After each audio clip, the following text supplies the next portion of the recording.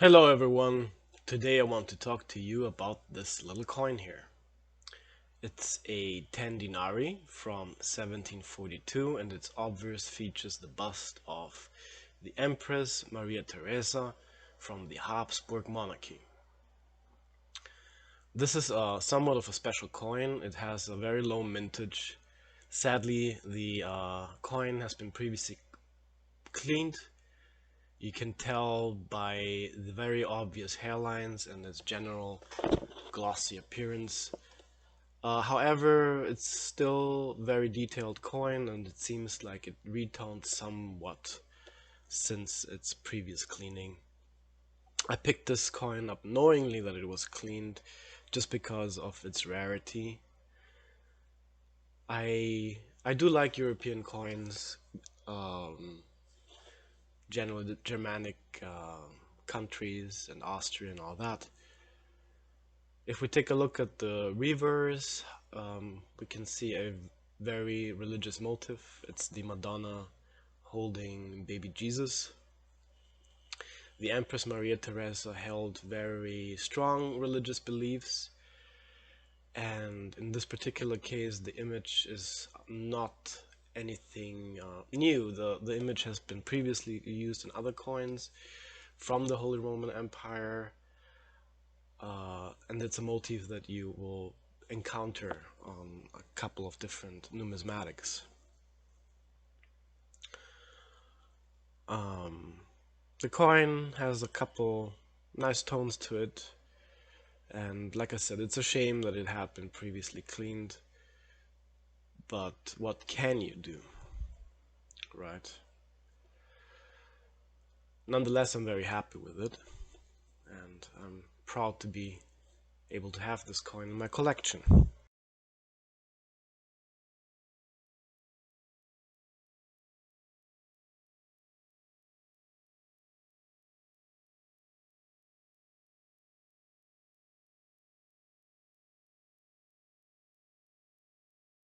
So let's dive into the technicalities of this coin.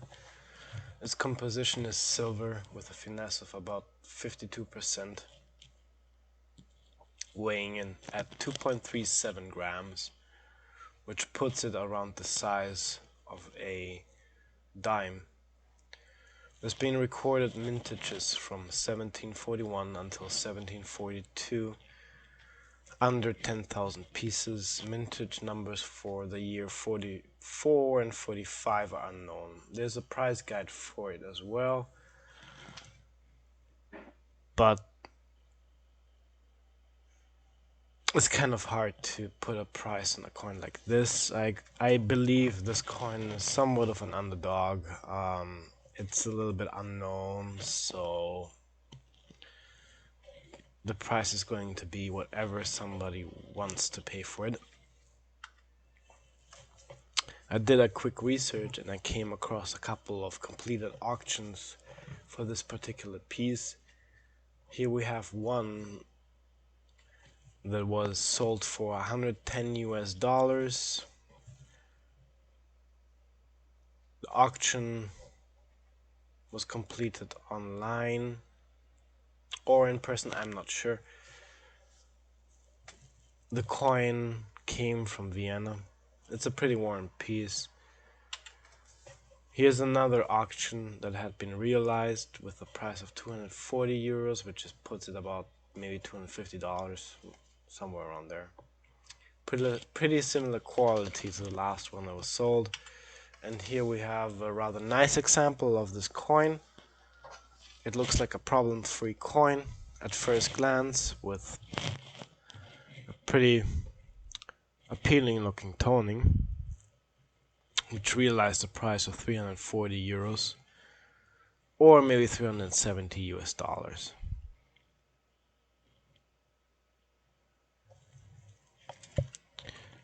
So, alright, so let's take a look at the kingdom that the Habsburg monarchy used to encompass during the time of 1742, while the Empress Maria Theresa used to rule. It's a very big kingdom.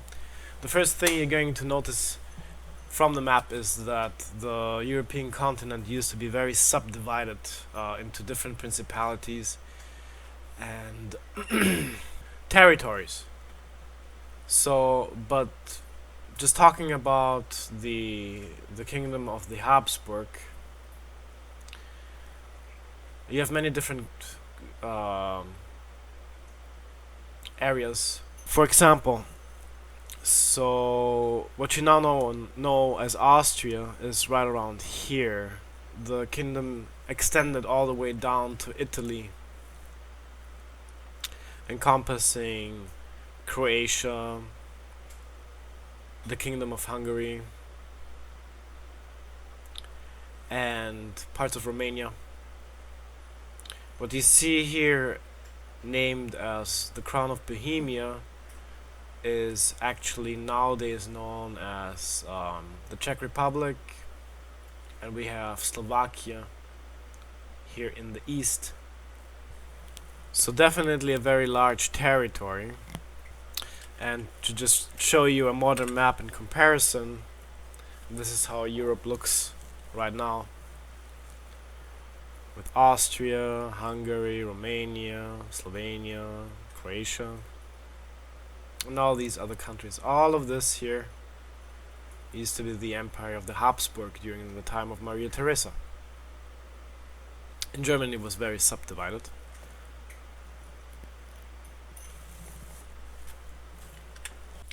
Here we have a painting of Maria Theresa from 1742, just shortly after her coronation. In this painting, she's being depicted with her traditional Hungarian coronation dress, holding the Hungarian crown towards her left. Okay, so let's talk a little bit about the history behind this coin. So, Maria Theresa assumed the throne of the Habsburg Empire in 1740. That was right after the passing of her father. She was the only female to ever assume the rule over the Habsburg Empire, which was mainly only possible because her father spent a great deal of his time securing certain acts that enabled her to do so. However, after Maria Theresa assumed the throne, the Habsburg Empire was not in a good shape. There was no army and there was no funds in the bank or treasury at that time. And the monarchy was only held up by political ties and relationships. Immediately after her coronation and the passing of her father, conflicts soon arose. Rivaling rulers of Europe immediately started to question the authority of her rule, and the Habsburg Empire was soon thrown into multiple wars. War was nothing unusual for the European continent. One war that happened not too long ago, prior to 1740, was the 30-Year War, which eradicated about a third of the population of Europe. And while the Habsburg Empire was in such a bad shape through political interventions, treaties, and fine navigation of the political landscape, the empire kept itself upright. Unfortunately, Maria Theresa was not able to gain the title of the Holy Roman Empress or the Holy Roman Emperor due to the fact that she was a woman. Maria Theresa held very strong religious beliefs, and she actively opposed a more liberal, free form of religious practice, meaning that she actively condemned the expression of multiple viewpoints of and practice of religion. However, she did a good thing and she abolished torture during her reign, which is actually quite significant. Also, she was a proponent of inoculation and actively started trials to inoculate the population against smallpox. So, to wrap things up, I would like to take you guys through a tour of the city of Graz. It's located in the district of Styria, or Steiermark, in Austria. It's hundreds of years old, but before I do that, I want to mention one more thing about Maria Theresa. Under her rule, she was able to secure a treaty with the French, providing military and financial support for the Habsburg Monarchy. I think this is quite significant because the Habsburg were never able to get along with the French. But who did, anyways? This enabled the monarchy to keep going for a little while longer. However, eventually the Habsburg monarchy crumbled as well, and an idea arose in Germanic Europe, namely the unification of the Germanic states, which gave rise to the German Empire, or the German Reich, and the Austrian-Hungarian Empire.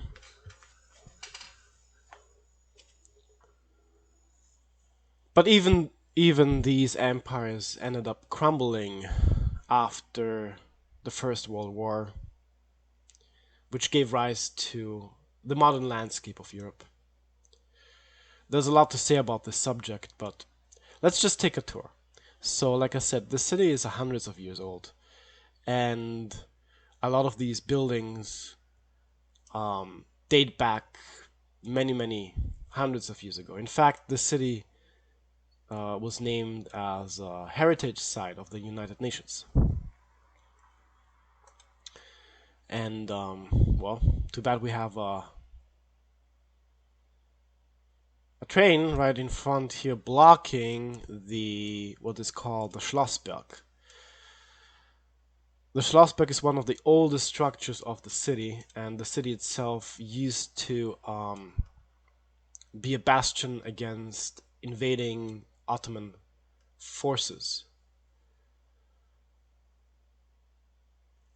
Usually, if the Ottomans would invade, Graz was one of the main points they would have to get through, and that's as far as they got. The Austrian people were bravely defending their little town against invading Ottoman forces. So here we find ourselves in the Innenstadt, and as you can see, we have a lot of relics of an old time, with a lot of original architectural remains.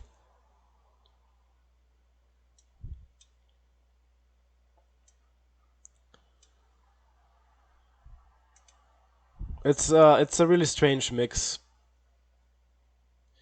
to see modern life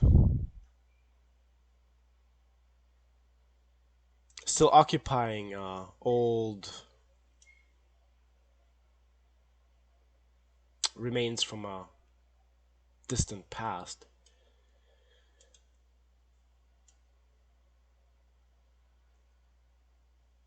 The architecture has been carefully preserved and integrated into the modern lifestyle of the people.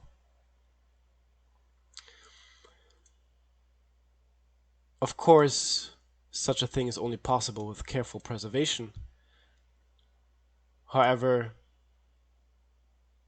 the craftsmanship of architecture is a testament to how skillful the architects and builders were at the time.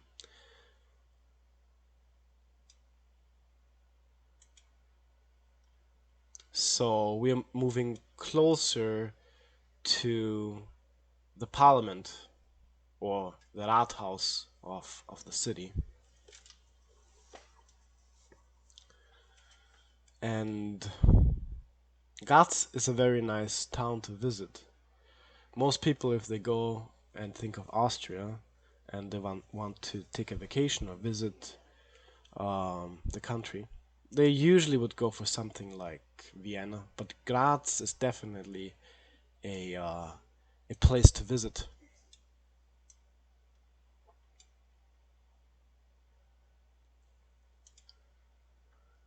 I can't show you the past, but just taking a tour through the city somewhat takes you back because you still have so much um, old remains still present that you can kind of imagine how this would possibly have looked like 200 years ago, maybe 300 years ago. Of course, things have been, changing rapidly, but just look at the architecture. So this is actually a hotel, and it's called Hotel zum Erzherzog Johann.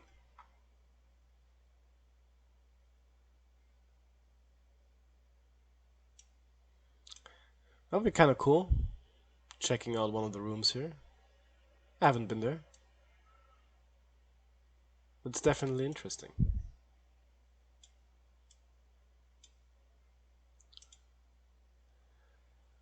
Buildings like these feature very high ceilings, so if you walk inside of one of those rooms, you're gonna be blown away how tall the ceilings actually are. And this here is the Ratshaus. Now, the city of Graz features a very, very good infrastructure. You have these trams or trains pretty much going through the whole city. And they have very regular schedules. You'll be able to board one of them every 5 or 10 minutes. They frequent very regularly, and they have a very good time schedule.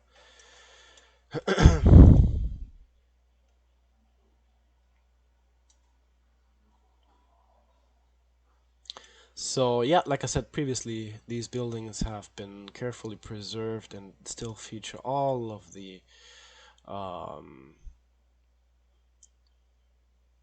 um architectural decorations from the Baroque and Renaissance.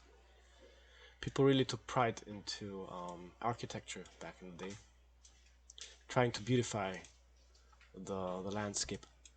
Well, here we still have you know old paved roads. Modern life has definitely very much integrated with the past, and it's a very stark contrast.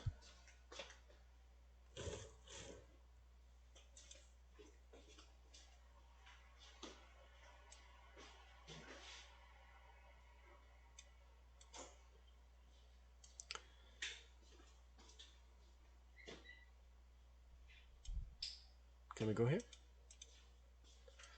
No.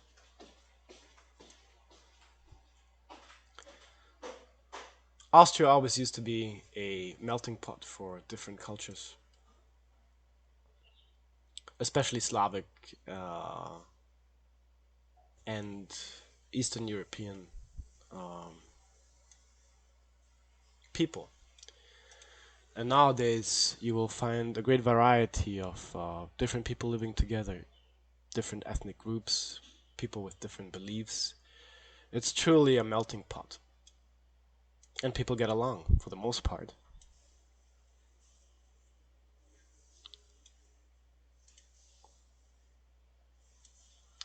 So now we are moving up through what is called the Sporgasse, one of the very historical areas of the city.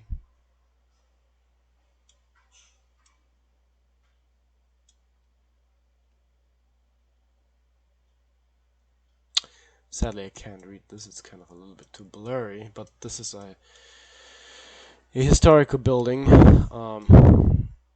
In fact,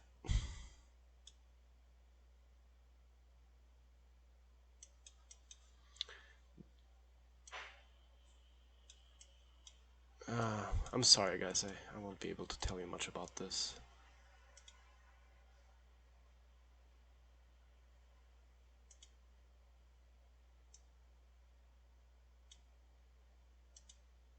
But definitely very interesting.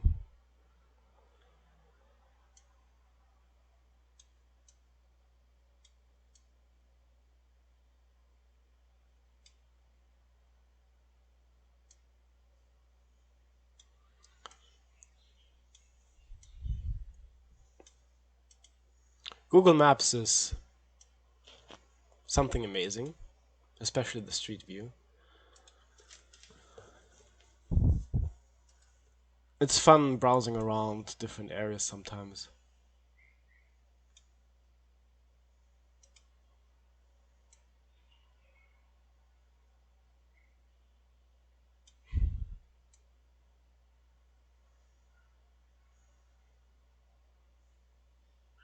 Stores, restaurants, everything integrated into the old.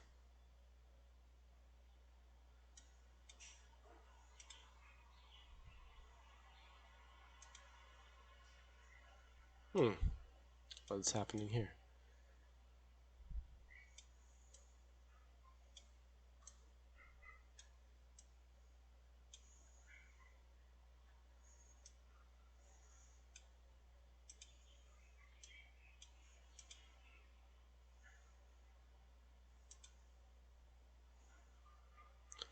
And you can just keep going and keep going, especially anything surrounding the central Innenstadt has a lot of culture and history to it.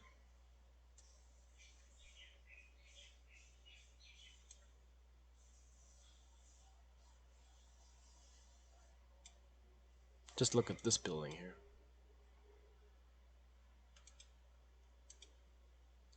We kind of went off path here, so let's go to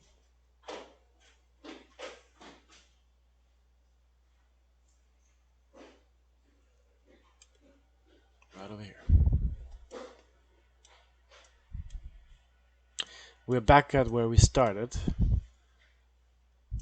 Let's just quickly move towards the center of the Innenstadt with the Rathaus.